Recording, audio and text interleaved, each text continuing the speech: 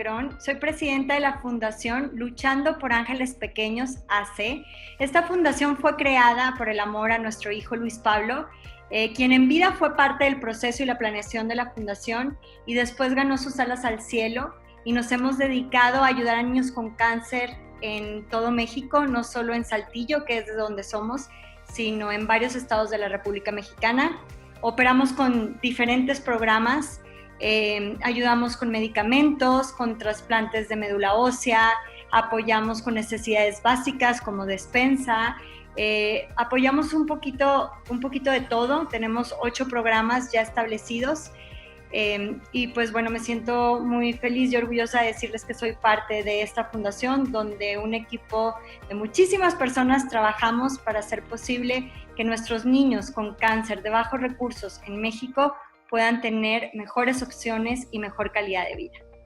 Estoy muy contenta de estar este día con ustedes compartiendo una entrevista de primera que sé que nos va a aportar mucho a todos. Y nada más y nada menos que con el Hospital Pediátrico Cook Children's de Fort Worth, Texas. La verdad me siento muy honrada de ser parte de esta entrevista de un hospital tan reconocido mundialmente. Sé que todas las dudas que me mandaron en mi sesión de preguntas y respuestas van a ser de su agrado a la hora de escuchar las respuestas del doctor Justin Smith. Les quiero más o menos platicar cómo va a estar la sesión. Vamos a iniciar hablando de 3 temas que ya habíamos preparado y que ya había preparado el doctor. Y después vamos a abrir una sesión de preguntas y respuestas con las preguntas que ustedes mismas mandaron a nuestra comunidad de Instagram y de Facebook. Entonces, me encanta que vayan a ser parte de esto. Vamos a esperar al doctor Smith a que se conecte y que podamos iniciar esta entrevista, esta sesión de preguntas y respuestas sobre el COVID. Les platico que la entrevista va a estar en inglés, pero bueno, van a poder leer los subtítulos en español, si acaso hay alguien que los necesite. Y pues bueno, la verdad lo preparamos con mucho amor para ustedes, espero lo disfruten y agradecer de nuevo enormemente al Hospital Pediátrico Cook Children's por esta oportunidad que nos están dando de podernos regalar información valiosa en estos tiempos. Hi, so I'm Dr. Justin Smith, and I'm a general pediatrician with Cook Children's. We are a large multi-specialty pediatric health system in Fort Worth, Texas, and I actually work at one of our general pediatrics offices north of Fort Worth in Trophy Club. In addition to working in the office and seeing patients full-time, I also work with our social media team to help give education to families and help them be informed to make the best decisions that they can for their kiddos. And also work on our innovation department and work with our telemedicine and some of the new things that Cook Children's is doing. One of the departments that really utilizes our services a lot is our international program, and they are constantly thinking ahead about the best ways that they can take care of patients from all over the world. And we have a specific focus in Central and South America, and I think it really helps to highlight the services that Cook Children's provides that really are unique to a health system like ours. We have some of the best clinicians across tons of specialties, really any pediatric specialty that you can imagine. And the really interesting thing about Cook Children's is that these high-level specialties come here and specialists come here because they are really highly interested in providing high-quality patient care. So there are other places they could work where they might focus on other things, but at Cook Children's, our primary focus is patient care and how we can deliver the best care to the patient in front of us. Whether that patient comes from down the street or whether they come from Mexico or anywhere else across the world, we are able to provide really, really outstanding care that's cutting edge, that has a really high focus on providing the best experience for the patient. And the international program can do the whole thing from the first time you call, walking you through everything, all the way to making sure you have the right treatments when you get back home so that your care can continue and so that your child can continue to get better even when they've gone back home. And so if you're interested, you can look at our website. There's Cook Children's and there's a international website. We can put that link up on the bottom here so you can see it. But it'll tell you more about all the expansive services that are offered at Cook Children's. Hi, Doctor. How are you? I'm doing very well, thank you. I'm so glad and grateful for this opportunity. I know you're a really busy doctor, so I just wanted to thank you for giving me the time to talk about this subject that definitely concerns everyone in the world, COVID. Let me start by telling you, most of my followers were really interested about this topic. In fact, I posted Q&A and I got a ton of questions. I have them right here. There are tons, really. But let's talk about 3 subject matters we prepared, because I'm pretty sure most questions will be answered in them. And if not, I will definitely ask them at the end so that everyone here will be extra informed at the end of our talk. That sounds great. Great. Okay, so let's start with the first one. Back to school. What do you think about this? Yeah, I think that's really probably the topic that we're answering the most questions about right now. And I think it's just because schools are starting to release their plans and parents are starting to kind of realize what choices they're going to have. I think it is a really important conversation. I think it's something that really every parent's going to have to take a look at their child. How do they learn? What is how did they do with online learning early on, whenever this all first started? Do they have special educational needs that are that can be met well at home? Then also in terms of their child, are they at higher medical risk? I know that's something that we'll probably talk about later. Yeah. But those kids you definitely evaluate differently. So I think there's definitely lots of child factors that go into that decision. And then on top of that, I think not just the child, but you also have to think about the family members as well. So is there someone in the home, whether that's a parent or another family member, a grandparent maybe, who is at higher risk, that if the child contracts COVID from school, maybe doesn't have a lot of symptoms, but does bring it home, is there someone in the home that's going to be at higher risk because of the child's having COVID?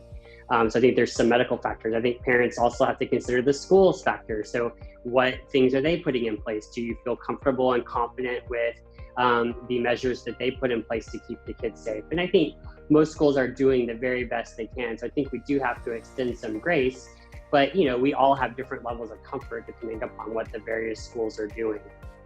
And then lastly, I think you have to think about the social and emotional context for the child as well. So I think there are kids who maybe even thrive because they have some school worries or they have some test anxieties, and those things were taken away by getting to be at home. Well, maybe they're the perfect candidate for online learning, but there are other kids who really, really struggle because they're missing those peer engagements, they're missing their teachers.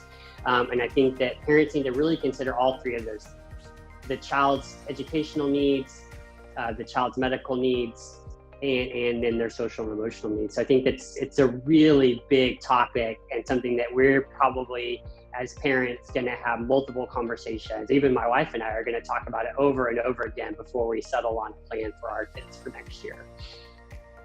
Oh yeah, it's been really challenging for parents this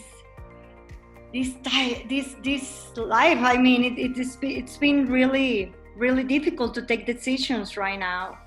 I have some questions about this actually from our followers. One of it is, what precautions can kids and parents take for returning to school? Yeah, so I think right now, I think the biggest thing I'm recommending parents do is that they really start to reinforce our normal illness hygiene types of things. So let's really focus on reminding our kids to cover their coughs, to wash their hands frequently. Let's start putting them in masks intermittently throughout the summer so they can start getting used to that. So if that's part of the school's plan, they'll be ready to do that as well.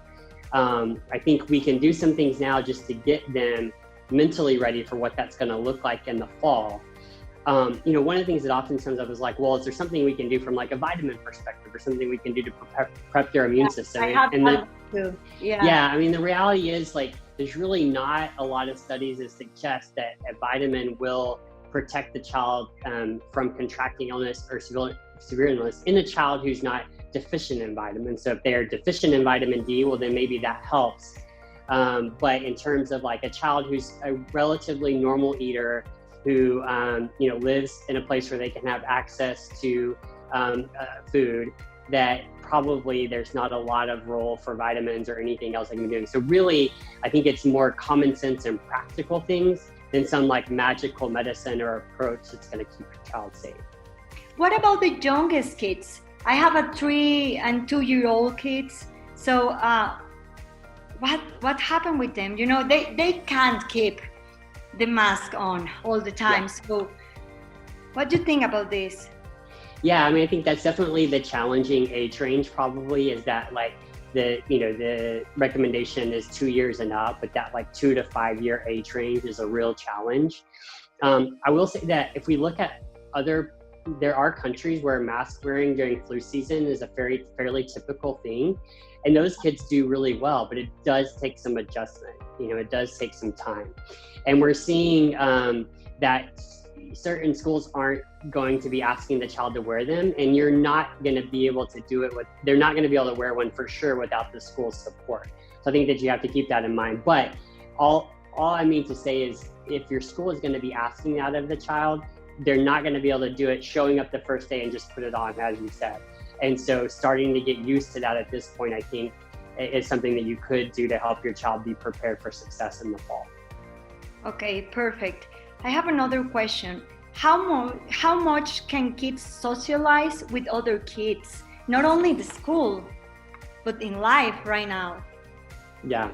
I mean, I think that because we're seeing that kids are relatively protected, we are seeing probably parents be a little more aggressive about socializing their kids together.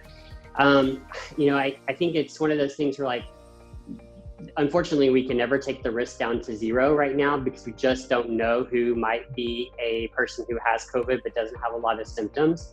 But I would say, if you are planning to socialize with other families, that you should be very careful with the adults for sure, and that I would be very aware of what that family's approach to COVID has been. And so if they've been a family who's really been out and about and doing everything just like normal, I would definitely be very cautious with that at this point. Perfect. Thank you very much. Let's go to the number 2. What's the new normal right now? What do you think about the new normal? Yeah. I mean, I think the new normal right now, it's definitely, we're still defining what that's going to be to some degree. I really think that school is a big part of that. So a lot of the things that we've talked about is what we're going to be looking for. I think right now, it's relatively easy to start engaging in some lower risk activities. So that's going to a park when it's pretty quiet, or going to the community pool. We're starting to see families do that more. And that's, more along the lines of what a normal summer would look like. But I think the real challenge to that is going to be when school starts, because I think that's when we really have to go over that hump of what's safe, what do we feel comfortable with, and every family is going to feel differently about that. And so I think we do have to extend some grace for people who have different viewpoints. But I do think we want to be clear that we are doing everything we can for those non-essential activities to continue to try to stay as protected and as safe as we can. Okay. Well, you just answered all of the questions from my point. So let's go to the number 3. Special precautions for the most vulnerable kids. Yeah. So I think this is probably, I have a real passion for this topic, because I feel like what we're hearing in the news over and over again is, well, you're going to be okay as long as your child doesn't have this or that medical condition. Well, that doesn't communicate a lot to the families who are dealing with that, right? Yeah. And so, sure, it's reassuring for, 98% of the population, but what about the parent who's at home hearing that message and thinking, well, what about my child? Like, they are in that vulnerable population. And I think that it's important that we keep in mind that really everything that we're recommending and doing from a population perspective is meant to protect those children for the most part, because we do know that healthy children will do well. But that's why I think that those of us with healthy children and children who don't have chronic medical conditions, that we continue to not be cavalier or not be too bold in what we're doing, because it's not just for them that we're going through these steps. It's for our children who are vulnerable. It's for our kids' grandparents who are in those age groups where they're more at risk. And so the best thing I think we can do as parents of healthy kids is continue to take the right precautions, because that helps everybody, not just our kids. And so for that family who do have a vulnerable kid, I mean, the way I would look at that is I've been trying to tell families, this might maybe a family of a newborn is a really common question. Yeah. The family with the kid who has a chronic medical condition. I'm kind of telling them to treat this like flu season, but a little bit more cautious. And so to me, that means let's really cut out non-essential activities.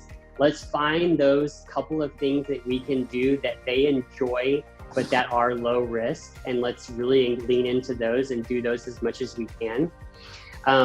Let's make sure that we're making the best decision for them in regards to going back to school. And so that may mean going to school for some of those kids, because some of those kids may have developmental needs or learning needs that are best met at the school. And so it doesn't mean that you're making the decision to keep them home. It just means that you're factoring in what their risk is when you make that decision. And so for me, that would mean if I have a child who's medically vulnerable, but is a typical learner, I would probably make the decision to keep them home. Because that you minimize the risk from them from a medical perspective, but they're still able to learn at home. So then I think the really tricky one is the one who's medically at risk, but has learning needs that only the school can meet. And that's the case where I'm going to be advocating with the school. I'm going to be in constant contact with them about what safety precautions are you putting in place for my child, because they desperately need your services, but I want to be sure that they're safe here. And I think that that's just a really open and frank communication with the school about why you're making the decision to send them despite their medical needs, and seeing how they react and adjust to that. And if they're making adjustments and they're doing the best they can, I think that there are going to be some families who need to make the decision to go ahead and send that child to school. And I think this is true for all of us, particularly this population. When we need to keep in mind that when we're making these decisions, it feels like it's a whole year, but you can always change. You can always change your mind. You can always come back out and come home if you need to. And so I think you have to really be paying attention to what's going on in the school, what's going on into the local community, and be prepared to be flexible if you can with making some changes to whatever plan you decided to put in place at the beginning. Okay. Well, thank you, Doctor. This has certainly been very helpful. I'm sure we all have clearer vision of COVID and how we can face it. If it's okay with you, I wanted to ask some questions from my followers. I promise this won't take long. Yeah, no worries. I got plenty of time. Okay. We summarize them actually. First one. Who do you consider to be more at risk of getting COVID and having complications? Yeah, this is a really interesting question, because we're not getting a lot of very specific guidance on who should be included in that population. So at this point in conversations with my families, I've been saying really any child with a chronic medical condition, but especially those that involve the lungs or the airway. So asthma is the most common one. And so I would definitely list those kids in on a list of families that I would want them to take this very seriously. But also immunocompromised kids. So maybe they do have a deficiency in their immune system, or they're on medication that puts them at risk for being at risk for infections. That's another clear category. And then I really like to think of it like any child who, if they get ill, managing their disease would become more complicated. So for instance, children with diabetes, if they get sick, managing their blood sugars is much more challenging. And so I would list people like that as well. So it's really like any child whose specific disease put them at risk, but also any child whose condition could worsen or they could be more challenging to manage because they are sick with anything. COVID is just another one of those conditions that could make their underlying condition worse. Okay, I was actually really surprised because most of the questions were about asthma. Yeah. So I don't know if here in Mexico we have a lot of asthmatic people, but yeah, it was like a real concern. So Yeah. I'm glad you talked about it. Yeah, I mean, I think it's so common, and I think you're hearing that, people with COVID have respiratory symptoms, whether that's upper respiratory like congestion, runny nose, or lower respiratory like difficulty breathing. And so I think it makes sense that parents of kids with asthma, it would really be front of mind, like how should they feel about this? And I think there are different severities of asthma. You may have the child who's needed an inhaler or a nebulizer once a year, and that's a different conversation than a child who's been hospitalized several times for their asthma. And I think that's this when it gets down to this level of detail, it's a great time to just call up the pediatrician and say, hey, my child, what their asthma is like, what do you feel their risk is? And that's where you're going to get the most specific advice for an individual child, because I think there are definitely levels of severity, and it would change my approach depending upon how many complications the child has had from their asthma. Okay, thank you so much. Let's go to the other question. Do antibody tests work, or do you recommend them? Yeah. So at this point at Cook Children's, we have not started to rely on the antibody test for making decisions for our kids. The kids that we're testing are maybe kids who have what appears to be some complication of COVID, like down the road, to see if potentially their initial illness that maybe we didn't have testing for at the time could have been COVID. But the problem with antibody testing is, number one, the accuracy is definitely variable. Some of the tests claim to be very accurate, some of them are not super accurate. So I think that definitely makes it challenging. And then the second thing is, we don't know what antibodies actually will allow us to rely on to demonstrate that a child or an adult would be immune. So even if you tested positive with antibodies, it's not clear that would 100% mean that you're immune to contracting the disease later. So because of those two factors, and you can't make really firm decisions moving forward, it kind of decreases the ability to use them in any practical way. And so we are not, routinely ordering COVID antibody testing at this point until, and of course this is, July 8th, so things could change next week with this. But right now, that's kind of where we've landed on that, is that it might be useful for very specific cases, but routinely getting yourself screened is probably not going to be all that helpful. Okay, perfect. And speaking about vaccines, do you actually think it will be safe for us to receive the new vaccine when it comes out, if it comes out? Yeah. So I think that's going to be, definitely a decision that everyone's going to have put in front of them at some point, because it feels like with the number of early trials that are showing success, we will get to the point where we have a vaccine. Yeah. Fortunately, even before vaccines are released to the general public, they have gone through extensive trials for safety. And so from a safety perspective, I really think that once the vaccine gets to the point that it's being shipped to my office and I'm able to offer it to my patients, I will feel really confident in its safety and that it will work. I think that, when that's going to happen, I think that's a tough conversation, but I think, we have had instances where new diseases have required new vaccines. They've been studied and released relatively quickly. And this was, probably the most prominent one was the H1N1 vaccine that was, about 10 years ago when we first had to start including that in the vaccine. And once we had it available, it was a really big factor in the reason why we didn't have ongoing seasons like we did that one year. And I think that the COVID vaccine could very easily be the same thing, where we go from how we're all feeling right now with all this tension to someday we'll be through it and a vaccine will be a big part of it. And so, yes, I do feel like once it's passed all the appropriate trials, that safety will be there. And I know that they'll also be continuing to monitor it closely, so that if anything does pop up, that it will be monitored closely, and we'll be able to modify what we need to if problems arise. I don't expect that to be the case with the amount of trials that we require. Okay, great. And do you recommend traveling by plane with kids if kids need to see, kids need to see their family?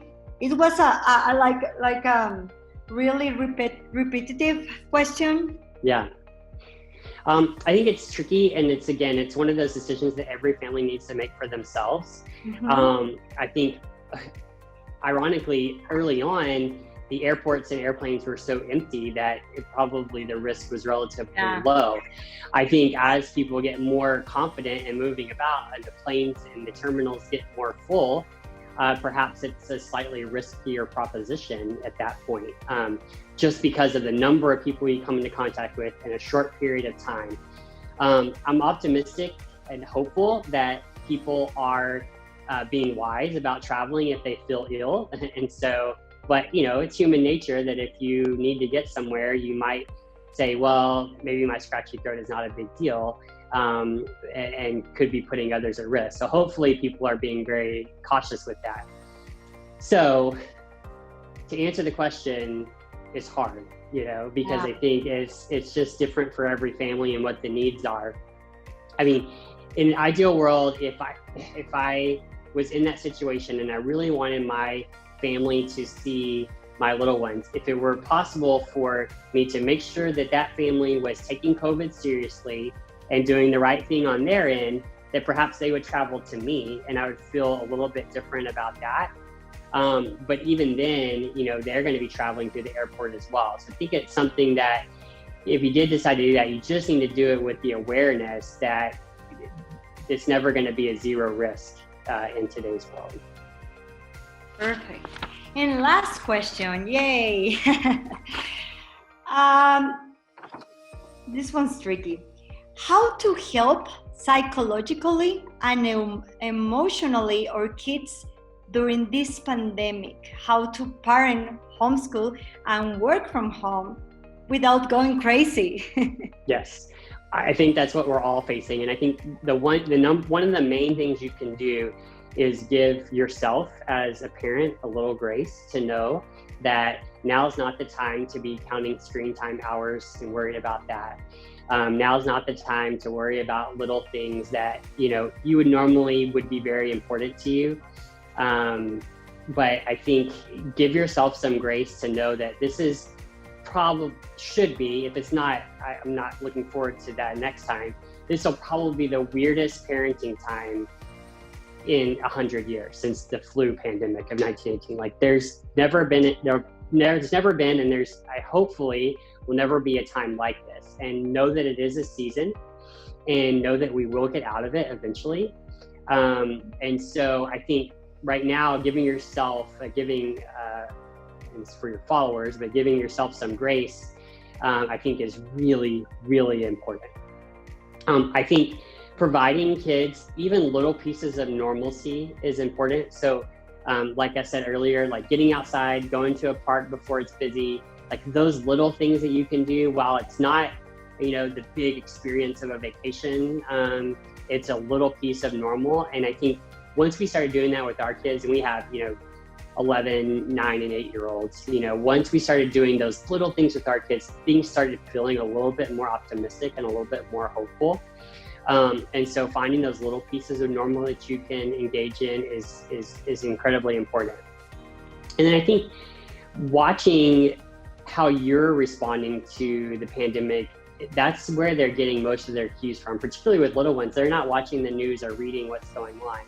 And so I think if you can explain to them on their terms what's going on, why they're not doing all their normal stuff, and reassure them that this is temporary and that we will get through it, I think communicates a lot to a child who's nervous. That, you know what, mom's taking this seriously, but she's not panicking over this. Yeah. Because I think they see and feed off how we're doing. And then for parents with older kids, you know, I think helping them find good sources that they're reading so that they're not going off down a rabbit trail that's getting them worried. Because it tends to be the kids who like to worry who tend to be going way down there and finding their own information. And so making sure that you're guiding your child and having the conversations with them, because they're out there looking. So as the kids get older, helping them find good sources or having the conversations with them is important. But with the younger kids, it's how you respond is going to communicate a lot to your child. Yeah, feel sure, you know, wow, this is really challenging for us. It is. Yeah. It's challenging for all of us, you know, and I have a ton of extra training and medical knowledge, and there's still every day my wife asks me a question and I'm like, I don't know the answer to that. Like nobody knows, you know? So yeah. We're going to have to make the best decision we can and probably err on the side of caution, but also being wise about what that communicates to our kids and how we can do it in a loving, supportive manner and not acting out of fear. Yeah. Well, I know we could go on and on talking about this, but I know you have patience to see. I really appreciate this time you took off your busy schedule for us. It has been enlightening. Once again, thank you so much and stay safe. Thank you very much. It was good to talk with you guys, and I love to talk about other topics any other time. Yeah, that will be really, really interesting. Thank you. Thank you, doctor. Pues vuelvo a agradecer al Hospital Pediátrico Cook Children's por esta oportunidad, al Dr. Smith por esta plática tan interesante que nos dio, que estoy segura que muchos de ustedes se llevan bastantes cosas positivas como yo. Quiero agradecerles a ustedes por su tiempo, por el espacio que nos dieron, por escucharnos. Gracias a todos los seguidores tanto de la Fundación como propios, por estar al pendiente, por siempre apoyarnos, por siempre apoyar nuestros proyectos. Esperamos de verdad que les haya encantado esta entrevista y esta sesión de preguntas y de respuestas. Y pues créanme que me encargaré de que sigamos trabajando juntos con este hospital para poder hacer grandes cosas por nuestro México y por toda nuestra comunidad. Gracias y sigo a sus órdenes en redes sociales.